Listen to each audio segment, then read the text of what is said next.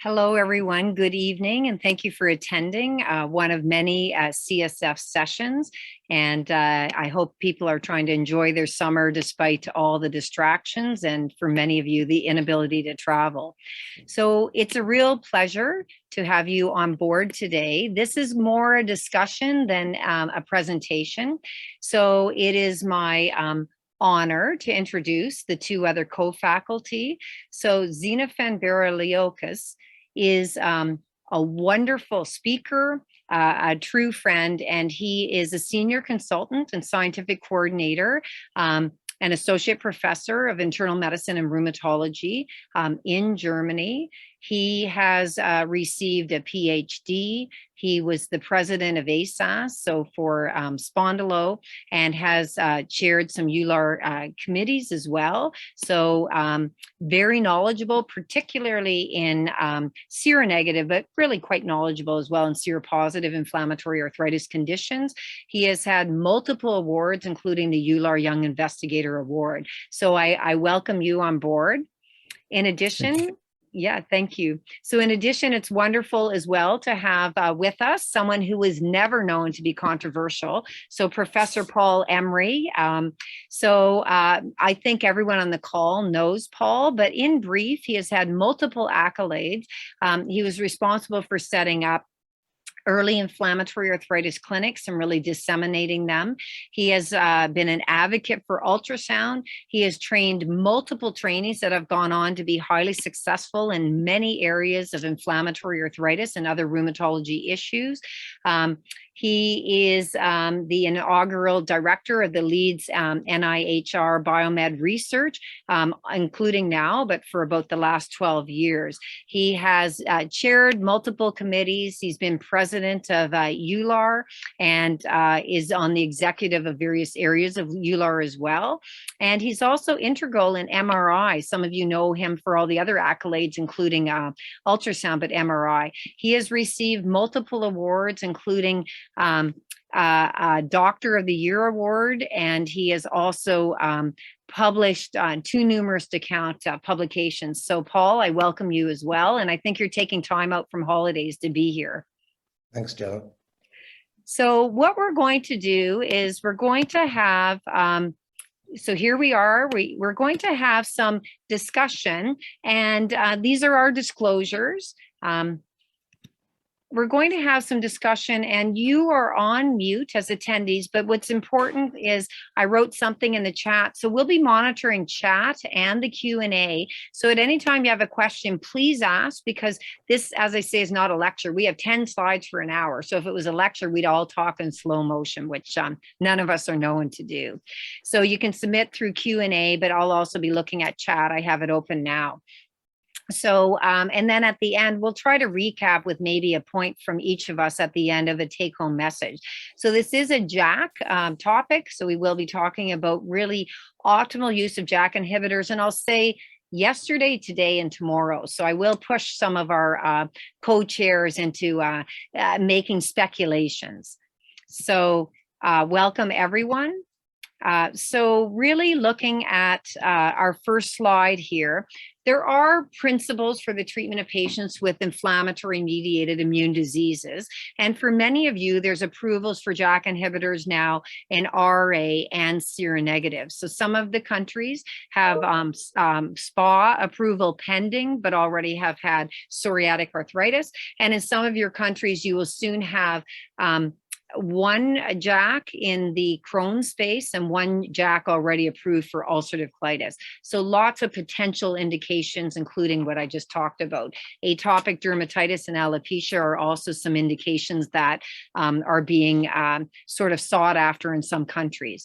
So general principles, you can read it as well, but basically initiating a JAK inhibitor should be based on shared decision making. As you remember, this is part of the overarching principles of EULAR guidelines for treating patients with inflammatory conditions that rheumatologists treat. And that really, it should be a discussion with the specialist, mostly the rheumatologist, and the patient, and looking at benefits and risks. As well, really overarching treating chronic inflammatory conditions, you should follow guidelines or algorithms where they exist. You should consider that treating to a target should be remission and hopefully sustained remission. And obviously, if that doesn't work out, lowest disease state. Now, looking at JAK inhibitors, they should be used within a treatment algorithm when appropriate. So you're still going to make decisions. We have a lot of first-line advanced therapies in these diseases that I've talked about, and you might choose a different one in a different disease depending on the patient's comorbidities and what's going on. If someone has really bad skin and has psoriatic arthritis, you might choose an IL-17. If someone has RA and it's very difficult to inject, you might choose an oral. So we look at the patient comorbidities. And then really considering the aspects of JAK therapy, that we should really refer to the product monograph where appropriate, and we have to interpret things as well. You'll never have a trial asking and answering every question. So I'll pause here, and Zeno or Paul, do you have any comments here that you would really think that they're missing before we get a little bit controversial? I suppose there's one...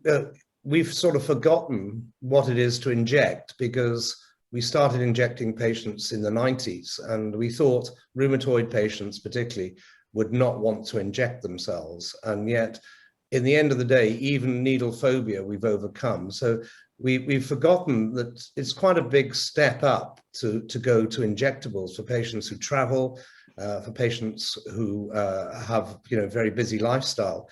And so the availability of an oral agent with equal efficacy has been a big change, and we've forgotten. You ask a patient whether they want to go from their existing oral therapy onto an injectable, and it's not surprising the answer they give you, and it is much more convenient. So it's been a reminder, the availability for the last few years of JAK inhibitors, just how big a demand we really make with injections.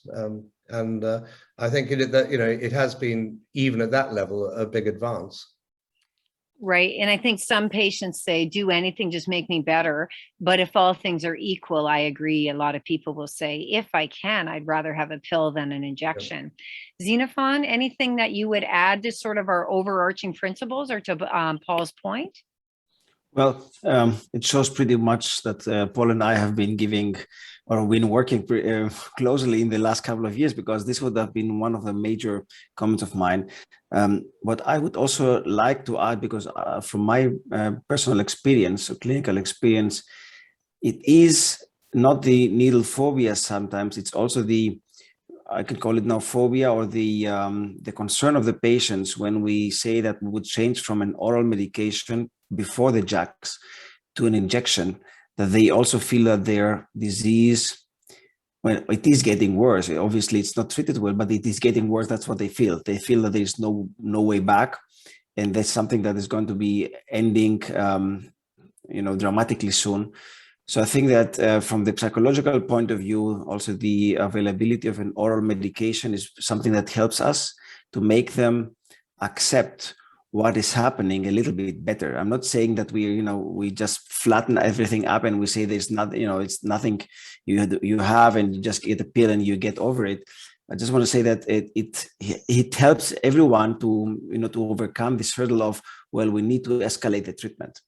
That's something that is also pretty important. We see that psychological communication gets more and more important nowadays. So that's something that we also should take into account, which is a benefit, or it's a benefit for us by having oral drugs.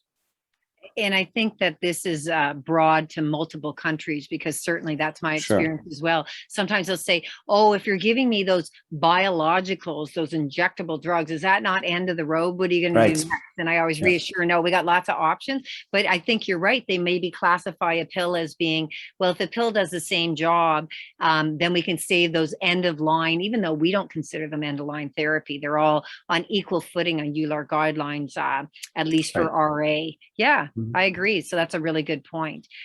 So now we're going to move on and maybe get controversial. So appropriate time to use a JAK inhibitor, I guess some of us could say any time when it's an advanced therapy, it's in an approved indication, and you're following your access as well as your treatment or your guidelines or algorithms, or looking at the EULAR guidelines as a for instance. And EULAR guidelines do differ from the ACR guidelines. The ACR guidelines just came out and I think are opposed at some points. Both agree that combo is better than mono as a for instance. ACR said don't wean drugs, but if you do, get rid of the drug that didn't work, whereas EULAR guidelines are often, if possible, wean down the more expensive products. So there's a little bit of differences. I'm kind of over-interpreting both of them, but just to be slightly controversial. So the indications, so immune-mediated inflammatory diseases that basically in general in rheumatoid arthritis and advanced therapies are kind of placed equally, except for rituximab is sometimes placed after TNF inadequate response because of how the product monograph, not for, in my opinion, any other reason. In psoriatic arthritis, the GRAPPA guidelines were presented at the recent EULAR and have a lot of the indications for TNF, IL-17, IL-12/23, and JAK inhibitor. And for ankylosing spondylitis or seronegative SPA, that's primarily axial, the guidelines will probably be modified as more drugs are indicated, including having at least 2 JAKs that will come soon or have come in some countries, mostly not. In most countries, 2 JAKs will come for axial SPA. And then, so I don't know that that's controversial, but I'm going to open it up to the panel after I say the second point. So currently, no direct evidence of superiority regarding efficacy or safety of one JAK over another. So Xenofon, what do you think of that statement? Well, I do remember very well how we tried to put this sentence in an appropriate way to not do anything wrong, but still bring up the evidence. And the evidence says that there is no evidence for superiority because there is no head-to-head trial. On the other hand, the issue that we do have, and I mean I say that now already because that will be something that may follow us in the entire hour we have to discuss. There might be differences, not the superiority or inferiority, but differences between the JAKs based on their beyond indication and monographs, also based on their JAK selectivity, for example, and what has been published on the safety issues. So overall, I think it is an important information that we need to obtain in the next couple of years. And of course, I think that's something that at least I have seen in our country, in our practice. I don't know how it is in Canada or in the UK. We get more and more familiar with trying out new things, as it was in the beginning. You know, when a new injection came out, we wanted to have long-term data from the studies and so on. Nowadays, we are more prone to use drugs that we have that came up new. So I wouldn't say there is. I would support the sentence, but nevertheless say that there might be differences there. And it sounds like, if I can paraphrase, because I am paraphrasing, it sounds like we could compare it to TNF inhibitors. There's a class effect of benefit and potential side effects, but each individual TNF inhibitor, in my opinion, has a slightly different risk, perhaps of TB, of sepsis, maybe a little bit better prolongation of effect or durability of effect of some TNFs versus others. So TNFs, class effects for sure, different indications for different drugs. So the monoclonal antibodies are different than a receptor blocker for inflammatory bowel, for instance, and for some of the cutaneous manifestations, possibly in things like psoriatic arthritis or uveitis, so the psoriasis and uveitis. But that overall, there's a lot of similarity as well.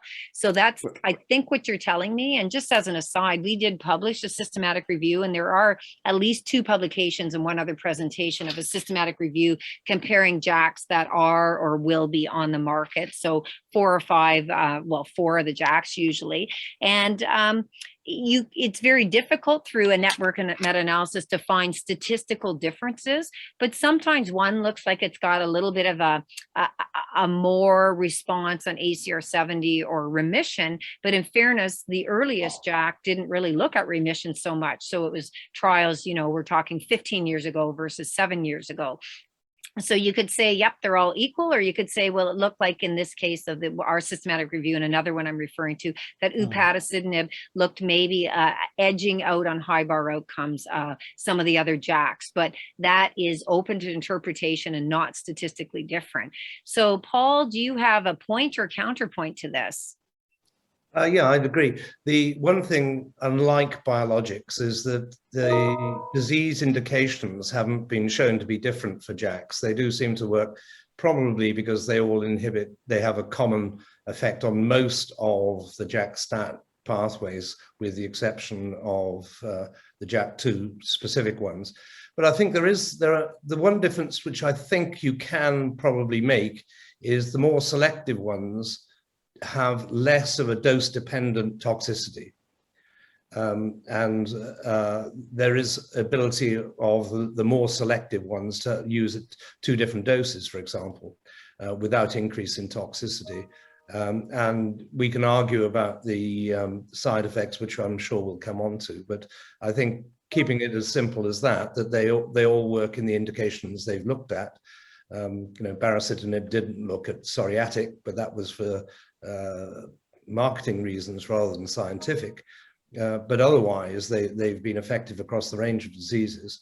But there are differences that will become more subtle as you get more choice between them. And we now have 4 that we can use in the UK. And that would mean, Paul, that would mean that you assume there is no difference in efficacy, but there might be differences in safety, or would you assume there's differences in both or none? Well, efficacy is much more difficult because the populations studied vary. Toxicity, I think you can say that you do know that if you increase the dose, and of course there's variability in metabolism of these drugs, so some people will have higher levels.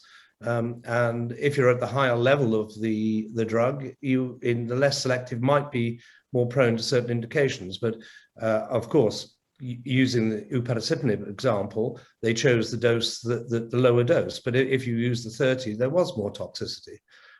Other drugs haven't shown that escalating toxicity, and tofa probably the same. They do have more toxicity at the higher doses, which is, of course, they studied the higher dose in the long-term toxicity studies. Right. So I think as well, way off dose, certainly high dose tofacitinib was looked at anti-transplant rejection. So rejection prevention for transplant patients.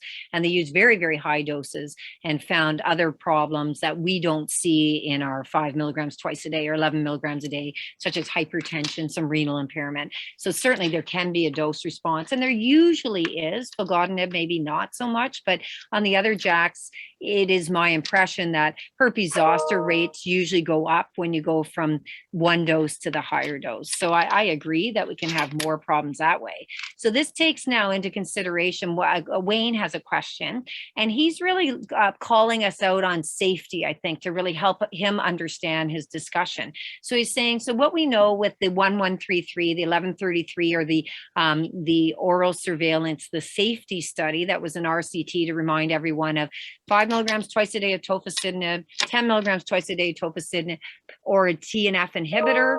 TNF inhibitor was etanercept, and rest of world, North America, was with adalimumab, unblinded, so people knew what they were on, and it was a event-driven trial for MACE, and cancer was also a co-primary endpoint.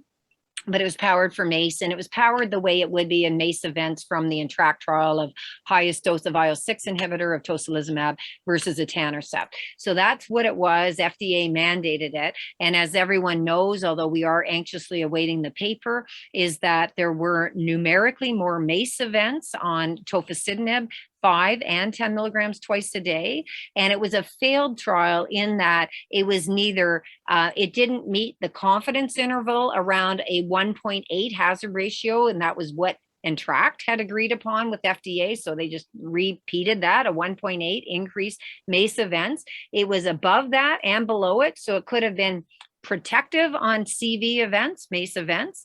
It could have been about the same, but it could have been causative, and the confidence interval went both ways, but more on the causative side of things. So it was a failed trial. I mean, the product monograph there's dear doctor letters and changes coming or have come to your countries on product monograph saying there is an increase in high-risk patient on cardiovascular events. And they had to have a true cardiovascular risk, age over 50, methotrexate inadequate responders on stable background methotrexate with one or more other real cardiovascular risks or extra articular manifestations of RA. And it also showed an increase, which surprised me, an increased hazard ratio of 1.48, so 48% more of cancers, and cancers were adjudicated as well. And it showed more VTE primarily at 10 milligrams twice a day, which stopped that 10 milligrams twice a day dosing. So with that background in mind, does that mean we think now all the JAKs are created equally on VTE, maybe cardiovascular? I think the cardiovascular risk is very gray because the confidence interval is from protective to causative, but the confidence interval just did not meet. It was a P of 0.05 something because it wasn't a crossing 1 on the hazard ratio for increased cancer. So when we have knowledge, we blame it on the drug, but with lack of knowledge, in the baricitinib study on 4 milligrams isn't out yet, and upadacitinib and filgotinib so far aren't mandated to do studies like that. So do we smear them all with the same brush, the good, the bad, and the ugly, or do we differentiate? So Paul, what do you think there? That's a difficult question to answer, but I wouldn't smear them all. If it's a simple answer, I think that some of the side effects may be drug specific.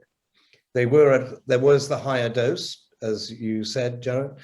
It's effectively affecting more JAK-STAT pathways at that high dose than you would see with the other drugs at the dose that they're now licensed. So because you get the same level of side effects at 5 BD of TOFA that you do with the licensed doses of the others, and lower in some. So I would hesitate to smear them all with that. It's been hard for TOFA. They were the first drug. Just to say, that study that you mentioned in renal transplant patients, which was at a much higher dose but had long-term immunological effects, was one of the major reasons that TOFA wasn't licensed earlier in Europe. I was involved with the submission for that, and it was very hard to get data, but they required data going out to 3 years after that, which is, just for the information of the listeners, that it's one of the reasons why drug companies are reluctant to go into other indications until they have a license at the preferred dose. It really hampered tofacitinib in Europe a great deal. Right. And I think that also brings up the interpretation of the safety and benefit. Drugs are on the market because they're thought to be safe and beneficial, but benefit and safety. And that's, I think, what we have to look at. So I would say absence of data doesn't mean that other drugs wouldn't have these issues, number one. Number two, this is different from what we saw in long-term extensions and in like the Corona, now called Coravitas database, where there was no signal towards malignancy, no increased VTE with the JAK tofacitinib data I'm talking about, versus when you adjust for line of therapy, versus mostly TNF, but other biologics as well. And so some of this, we have to say, it's the longest randomized controlled trial to date for methotrexate inadequate responders. And some of the separation of the curves came at about 18 months to 24 months in my reading of unpublished graphs that I've seen. So again, most RCTs don't go on that long. So I think what we have an advantage of knowing is over time, the select compare of UPA versus adalimumab and methotrexate CSD-MARD inadequate responders. That is a long trial. It's unblinded now, but I think it's unblinded now, but we'll get more data that are really able to compare head to head, but underpowered outcomes. So I think your take home on the safety and superiority is that sometimes numerically there's differences. There is a class effect of benefit and safety that we think of. as a class, and that there's nuances that Xenofon and Paul both mentioned, and how we interpret might be very different as data emerge. And even in the same data, it's difficult to know what to say. Do I use JAKs in high-risk patients of cardiovascular? Yes. Will I have a conversation if it's tofacitinib with those patients? Yes. Will I have a conversation about the oral surveillance in a 32-year-old woman that's finished having her children, has active RA, and elects to go on an oral drug? I won't have that conversation in that patient because I think it's irrelevant. Same way we don't talk about cancer risk in a young adult, but we might in a heavy smoker, because the risk factors are different. And I've put in the text box, please ask questions. So now as we go. Sorry, one thing that I would like to add in your last sentence. The problem that we may have nevertheless, and that's why I think we need to really be very precise of the data that we also demand from the companies, is that the younger people may see this data and ask for those. So this means they may see that in the older patients there might have been some signals, and they do assume that this will be the drug that they will grow old with. Therefore, it would be really nice to try to, I mean, that's one of the issues that Wayne has mentioned, to see whether or not there are differences, even in safety, between the compounds, because that will affect also the initiation of the drug early on. Exactly, but we have to realize there's channeling bias, right? Because a lot of these things aren't going to be, I'm going to randomize JAK A, B, C, D, or E, or however many JAKs you're going to have, probably 4 in Europe. So basically, we have to realize the channeling bias as for instance, if we look at advanced therapies that are biologicals, in rheumatoid arthritis, abatacept sometimes is prescribed in a high-risk infection patient. And will that make more infections with that drug because we think it's safer, so we put higher risk patients on? Right. And we know from the JAKpot study that just looking at the variability of retention of JAKs varied about 5-fold from some countries to other countries, which is very interesting. So if durability of a JAK varies so much, probably safety will as well. Okay, contraindications are either absolute or relative. So let's talk about them. So severe active chronic infections, including active TB or opportunistic infections, probably a good time not to start an advanced therapy and treat that first. We can use LTBI prevention or treatment prophylaxis when patients are starting any advanced therapy, in my opinion, and there's shorter protocols for that. But active TB, you'd rather not use in advanced therapy other than rituximab, and you try to avoid prednisone, in my opinion. Current malignancies, sometimes if someone's on a checkpoint inhibitor, we have to treat their RA or their immune disease if it becomes active. But in general, if you're undergoing chemotherapy or undergoing treatment for an active malignancy, this isn't the time probably to start a JAK inhibitor, where we have less experience on a JAK than a TNF. I am kind of interpreting this because I want to get conversation going in a second. Severe organ dysfunction. So if someone has cirrhosis that's decompensated, and for some of the drugs, we will dose adjust on renal impairment, but severe renal insufficiency, JAKs weren't tested. So someone with a GFR of, say, 15 mils a minute.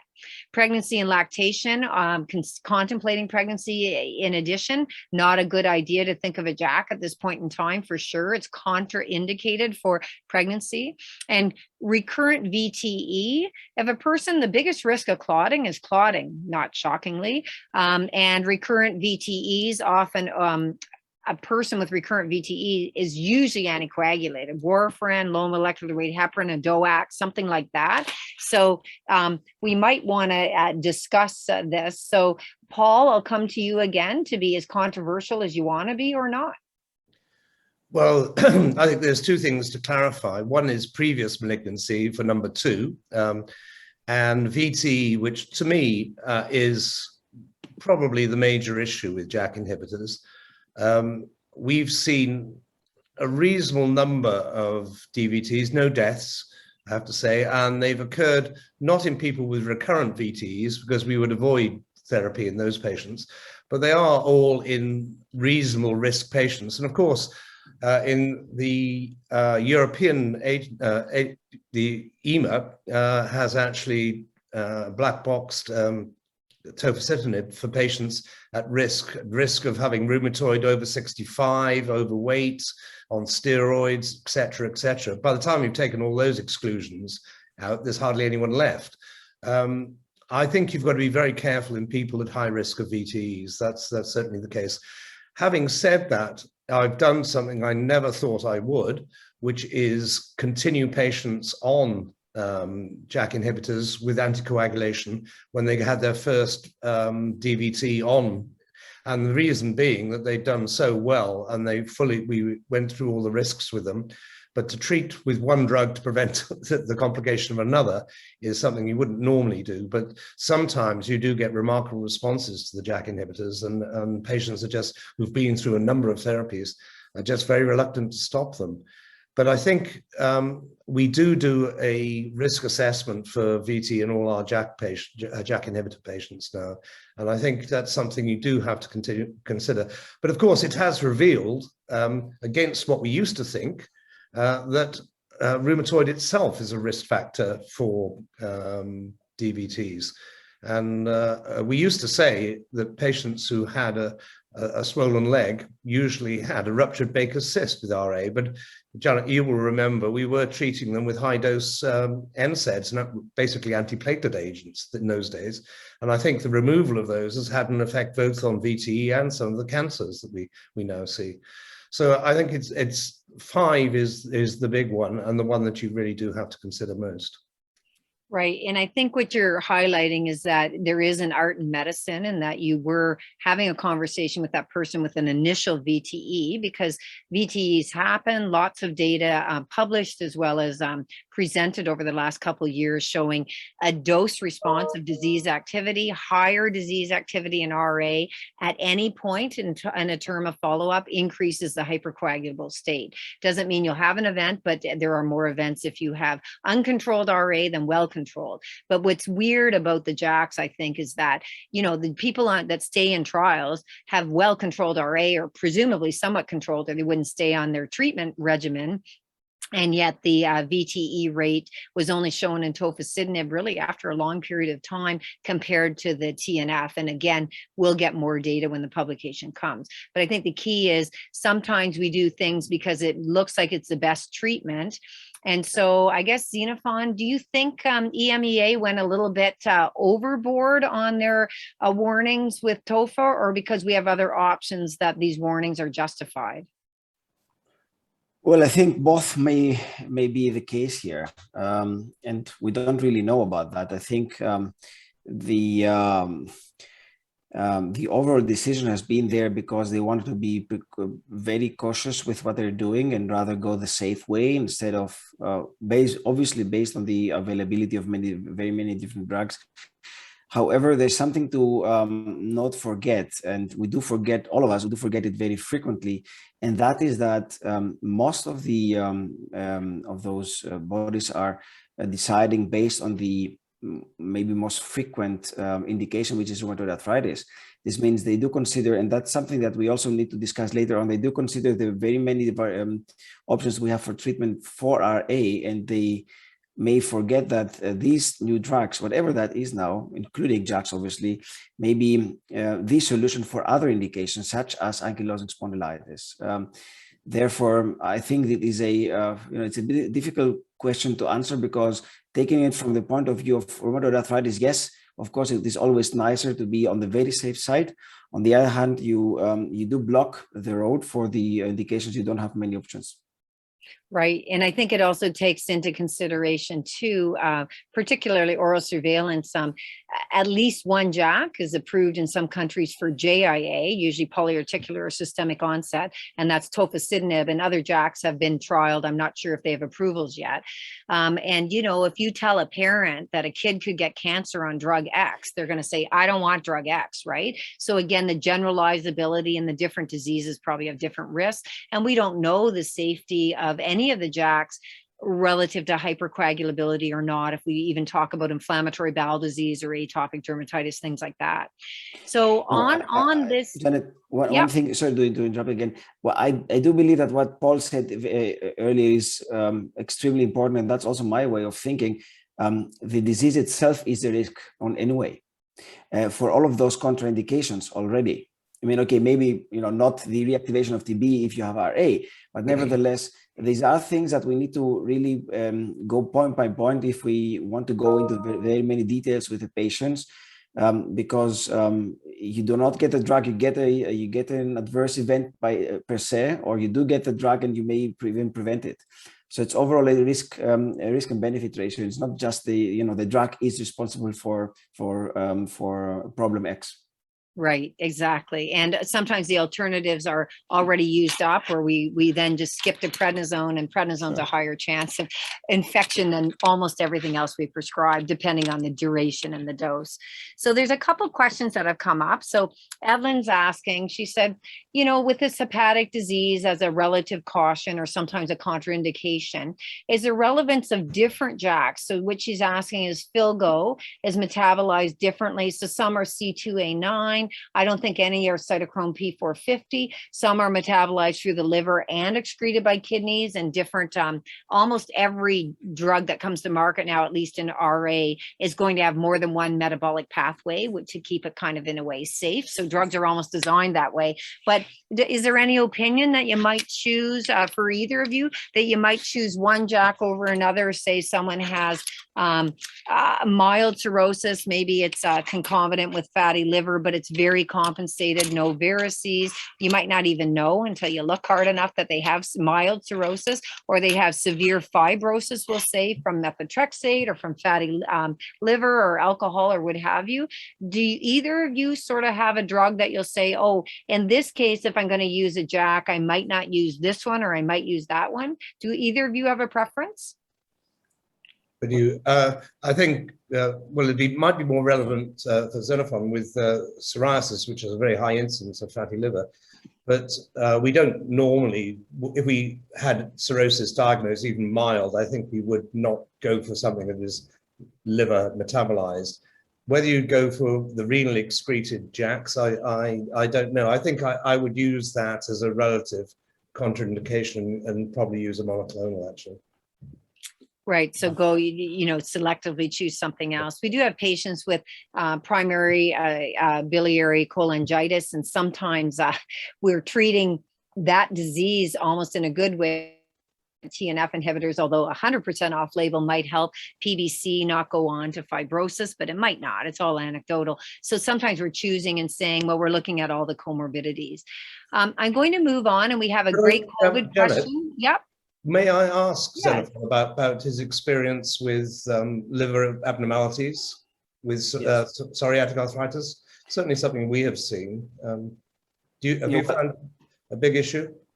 Well, we have not, I have to say, but I think there's, again, this channeling bias that we have been very careful with that. The other thing, nevertheless, is that, all these patients who need to escalate treatment beyond methotrexate obviously have not had any issue with liver and methotrexate. So this is the clear channeling bias that Janet mentioned before. This will be the patients who most probably will tolerate it anyways. That's a good point. Right. And also severe liver problems, impairment are excluded, severe renal is excluded. And I think it goes on to look, I am going to address a COVID question shortly, so I haven't forgotten about that. But decision-making factors is age, comorbidities, dose adjustment sometimes, and what we might consider frail, elderly, organ impairment, and considering that a dose reduction might impact the data that we're aware of on joint protection, on your DAS response, and on remission. So sometimes we're a bit reluctant to dose downward. And I'll tell you, I have a patient who was independent, 94 years old. And during COVID, I started her on a JAK inhibitor after triple therapy and lots of steroid injections was unsuccessful. Her hands were too stiff, sore, and swollen to inject. So we went on a JAK. I started half-dose JAK, and I'll tell you, she's made a donation to our arthritis group because she's on full-dose JAK, got her life back, and is now able to still live independently. But I did not make that decision lightly, and I started her on half-dose, which gave her a half response. But her creatinine her GFR was actually normal for her age. So her GFR was about 80, and her creatinine was didn't budge, and she's tolerating it great and is a happy person, and she was vaccinated already against shingles. So any points on factors making dose adjustment before we move on, because we do have a few questions, but Xenofon or Paul, any other points? My only comment is that I would still try that the way we've known that with the biologic DMARD so far. But another point, without really going into too much of discussion, is that we see already here maybe the most important decision rule in the near future for the decision of what to use as a treatment will be safety, not so much efficacy, because the efficacy seems to be pretty equal between all drugs. So safety might be indeed one of the key factors to discuss now and in the future, and then differentiate drug decisions. I think that's a very pertinent point, because when you get to patients who have failed many drugs, there's very good evidence that if you fail drugs to toxicity, you're likely to fail further drugs to toxicity. Yeah. And so in those patients, when there are two doses, especially the elderly, we tend to start at the lower dose, because it's getting patients established safely on a drug, which is the priority. So it changes. If you're using young patients straight after methotrexate, you worry less, they've got many options, but later elderly patients. And when we've had liver function test abnormalities or other lab test abnormalities, we usually go back, when there are two doses available, we go back on the lower dose first. To just see if it's a safer thing. Yeah. Okay, couple questions here. I think this is self-explanatory, so I'm not going to read this, but just, our usual baseline stuff that we would do when we start any advanced therapy, but in particular looking at the JAKs as well, such as number 7 and 8 that we've talked about a bit on this slide. I want to ask, so there's a couple questions here. So Paul, you had brought up selectivity, and so we have a question of, do you think it's not only selectivity, but the dose setting? It might be even the metabolism or something that might differentiate one JAK from another on either benefit or safety? Undoubtedly, doses, selectivity is lost ultimately if you go high enough dose on all drugs. And it depends where you are in the dose response curve. And I think later JAKs were perhaps a bit better at choosing the right dose response level. It's possible that tofacitinib at 10 twice a day was too much, and they might have been better going at the lower dose. The other part of your question was what, Janet? Well, that it's selectivity, and maybe it's just the drug itself. As for instance, we have meloxicam is 7.5 or 15 milligrams. Celebrex is 100 or 200 milligrams twice a day, potentially. So we have these different doses set for pharmacologic reasons, but that's not, no one patient is always the same on their drug metabolism or even targeting the site of inflammation. So do you think there just might be some molecules are different, and it's not necessarily selectivity? It could be clearance as a for instance, or absorption as a for instance? Yes, the bioavailability and so on will be a factor. There's no doubt of that. But I suppose that, and the tests, the in vitro tests that are used for selectivity are very variable if you use the enzyme systems or other systems that you use. I think the sort of gold standard is what happens in humans. And I think there is a bit of evidence for filgotinib that you don't have the hemoglobin slight drop that you see with others, suggesting they don't actually inhibit JAK2. Now, the importance of that in terms of other efficacy factors is to be argued about, but I think you can probably say at the dose that we use filgotinib, it isn't inhibiting EPO through the JAK2 pathway.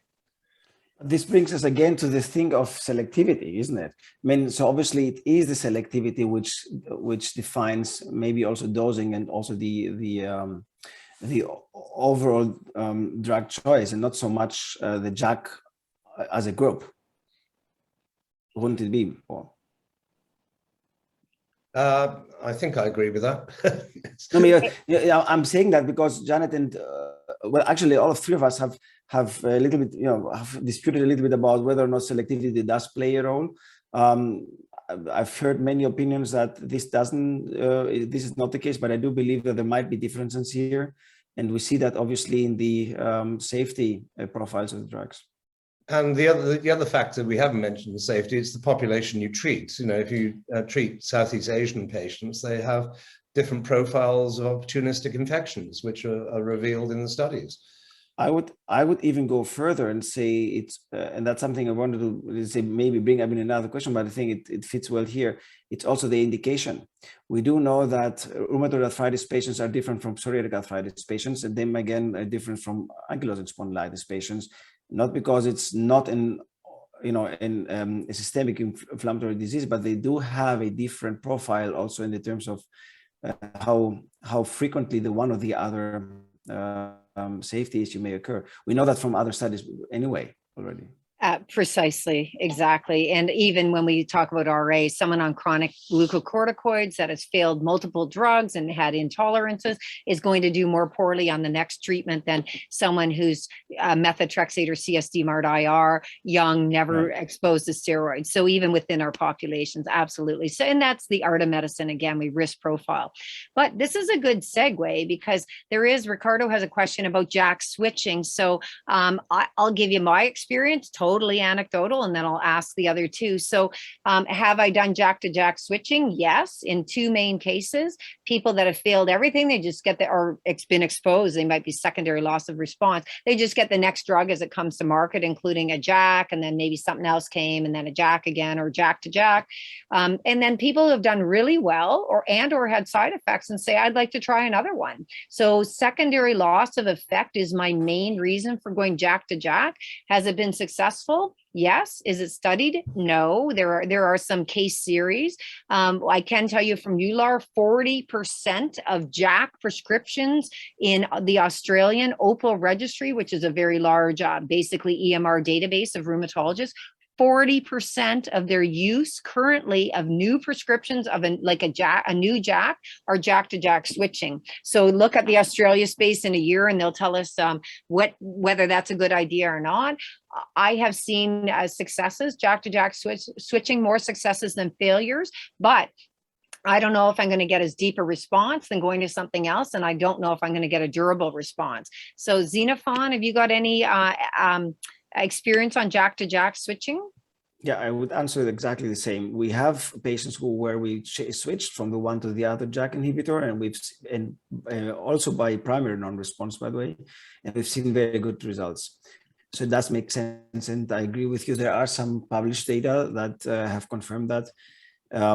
So we do see these patients because as a referral center, we get the option of having a second opinion, of giving a second opinion on whether or not this should be happening. We've always said, yes, please do that. And we've seen these patients subsequently, and they all have actually responded very well by switching. It's not 100, it is certainly less than 10, but they all responded well. And Paul, any similar or divergent? We've published, as you say, anecdotes showing the efficacy of switching. And it's a strange business because there's also data showing that previous failure, even primary failure to an IL-6 inhibitor, doesn't make a difference to your response to a JAK inhibitor, which perhaps just shows the efficacy of other pathways. We assume a lot of the efficacy comes from blockade of IL-6, but it doesn't seem to influence your subsequent response to a JAK inhibitor. And, I've actually published showing that switching between tocilizumab and sarilumab, which should have identical targets, is effective. And actually, of course, keeping patients on the same drug in a blinded fashion often improves patients as well. So it's complex, but there's no doubt that patients, when you do switch for a variety of reasons, there's still an opportunity to respond. And I think, again, we need the data, because what I say to patients is, sure, we can try it, but what I don't know is, if they haven't experienced a lot of other drugs, is would you be better off for a more sustained response if I go JAK to something else versus JAK to JAK. And they still usually say they make their choice, and whatever their choice is, we just try it. But I think precisely we need a bit more data. I want to go on to COVID because there's two questions. So one question is theoretical, would JAKs be better in the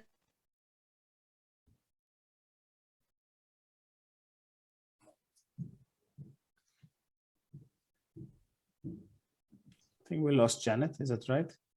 Yeah. Paul, do you want to pick up? I don't know what Janet was going to ask about COVID. Obviously, baricitinib has a specific role and has been at various stages promoted as a therapy for COVID. And of course, the IL-6 inhibitors, which all JAK inhibitors are effective. But baricitinib was chosen because of its effect on AAV, which is quite different.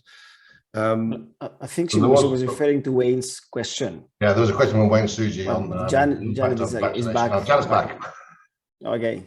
Right. I apologize. I just went for a coffee. Kidding. I was just saying the neat thing about JAK inhibitors is that baricitinib is emergency approval in some countries.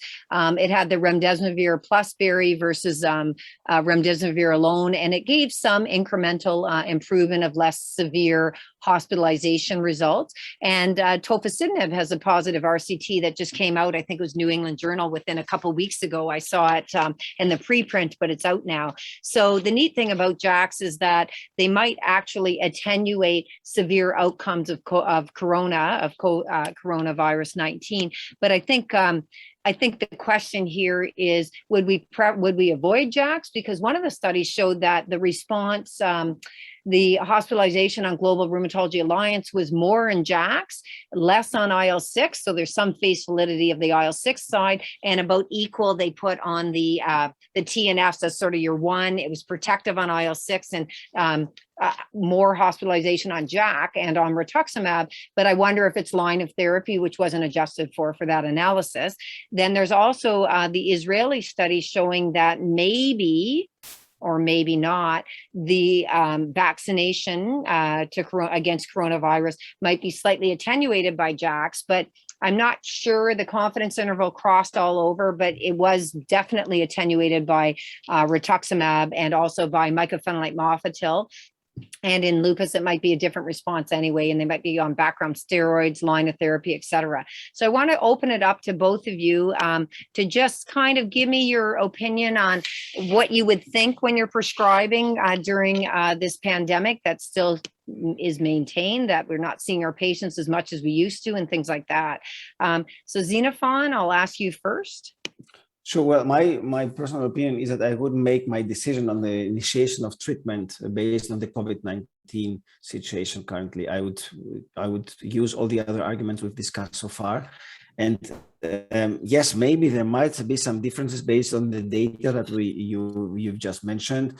Also, the Israeli study has shown, let's say, different responses to the vaccination for abatacept. I wouldn't say don't prescribe any abatacept anymore.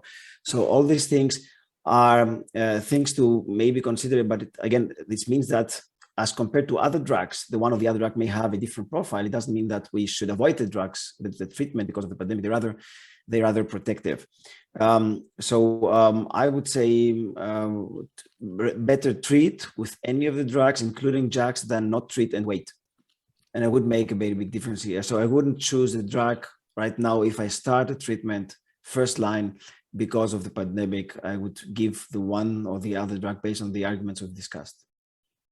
Yeah, well, I would agree. We actually had an underrepresentation of our patients in hospital compared to age-matched controls.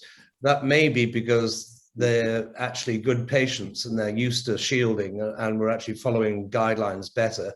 But anyway, and even the patients that were admitted had a reasonable outcome, although that's a variance with some of the other worldwide data. We've studied our patients for vaccination before, after 4 weeks, and after the second jab. And we've been studying T-cell responses as well as antibody responses. And it's very interesting that the antibody responses are much reduced. in virtually all the therapies. Rituximab we considered to be the worst, but in fact, abatacept was the worst. We had, after the first injection, not one patient developed antibodies. And interestingly, with rituximab, T-cell responses were much better than we anticipated, actually. There were almost no correlation between T-cell responses and antibody responses. What this means in terms of protection against further infection, of course, is going to be almost impossible. But we are putting forward to our JCVI, which is our National Vaccination Center, that our patients are prioritized for the reboost, which we're starting in 3 weeks. So the third injection, we hope they will get priority. And interestingly, we had scleroderma patients who were on and off immunosuppressives. All the scleroderma patients off immunosuppressives responded normally. None of the patients on immunosuppressives, particularly mycophenolate, had a good response. And JAK inhibitors are right there. What we are doing is actually stopping JAK inhibitors they're right in the middle, and methotrexate for the third booster jab. For a week or two kind of thing? 2 weeks, yeah, from the data from the influenza pneumococcal data, yeah. Right. So again, it's looking at other viral vaccines and inferring, and then also looking at your own data to try to be helpful. So we are getting close on time. So there's a couple things. There will be a survey, I think, at the end to fill out if you like this and what else you'd like to hear about. But I have a question that is controversial. What do we think? And then I want one summary point as well. So this will just be one sentence each if we can. And I always get the last word because I'm the chair. So do we think the oral surveillance data will reflect JAK prescribing dramatically in the near future? So Xenofon, then Paul. My personal opinion is that at the moment, not yet, but we need to see what happens with the other JAKs. I totally agree with that. People are thinking, because tofa's got such a different label in Europe, that this might be something that's peculiar to tofa. But as Xenofon says, it depends totally on whether it's replicated by other long-term studies. So, right. And I think there will be different high-risk patients. And then there's also different kinds of rheumatologists. Early adapters might say, oh my goodness, I've had many years of experience with my favorite JAK, whatever it is, and I'll keep doing what I do, but I'll mention it in the high-risk people. And other people will say, you know, this might change because we have a lot of other options, and a lot of people in the middle. So I think any answer is just the way we feel about things when we have uncertainty. So now I'd like to have you each give me one take-home message for our attendees, are experienced rheumatologists, knowledgeable about JAKs for several years now. So should we differentiate? Should we think of selectivity? Should we keep doing trials and all these other indications? Give me one take home. So Xenofon, what would be one take home for the people attending this? It's difficult to give just one take-home message. You can give me two then. I give you two. Well, the first one is indeed, it would be nice to have a head, as it was mentioned also somewhere in the chat, it would be nice to have a head-to-head trial. I understand it's too early for that. It's too difficult sometimes, but it would be really nice to see if there is, by doing such a trial, a selectivity, a huge difference in selectivity. Right, and the other thing is what I will make it short. The comment, the last comment was extremely to the point. It is important to see if the oral surveillance data will affect other JAKs, but we will obviously wait for the other studies to show. Yeah, I think it's difficult to do a JAK to JAK because there is no winner. It would probably be somewhat equivalent and the N would be pretty high, but that's just my opinion. But I think a JAK to JAK versus a JAK to other MOA, if you were a newer JAK on the market, maybe that would be a neat thing to do, but who knows? And you're agreeing. Paul?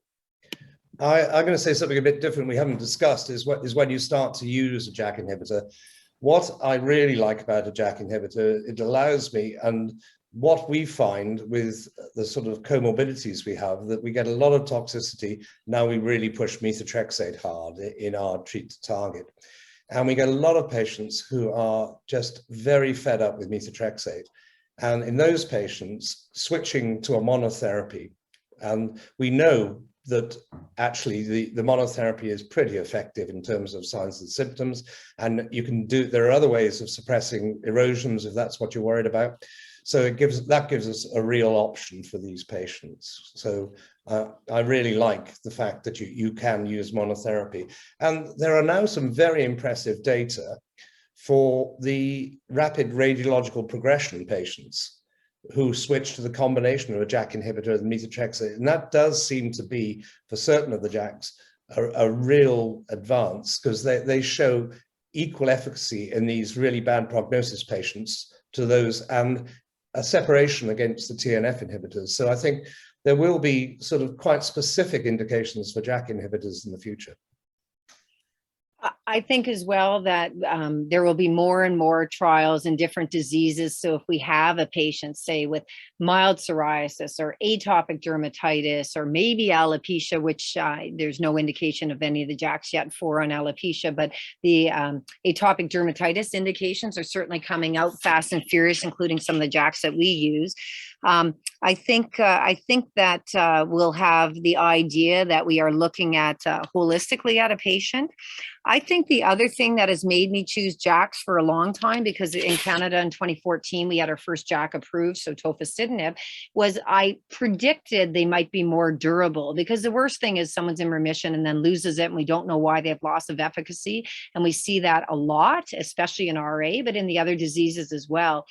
So secondary loss of effect. And so there are some publications, including Jackpot, some Swedish data, some Swiss data. We did a single site poster discussion at EULAR as well from our site, that it looks like non-randomized, but it looks like the durability might be better on JAK inhibitors than TNFs, and for multiple reasons, multiple targets, maybe not getting monoclonal antibodies that you make antibodies against, so lack of HAHA or HACA, maybe time that we have more coverage over the dosing period. I don't know, it's hard to say. So I think monotherapy is important. The fast onset, fast pain relief is important, but we thought the TNFs were pretty fast before. I just think some of the JAKs are faster on pain improvement, but I think a lot of our products are quite fast. I think what Paul said about monotherapy, though, is important for many patients. So 40 to 50% of JAK use in RA seems to be monotherapy,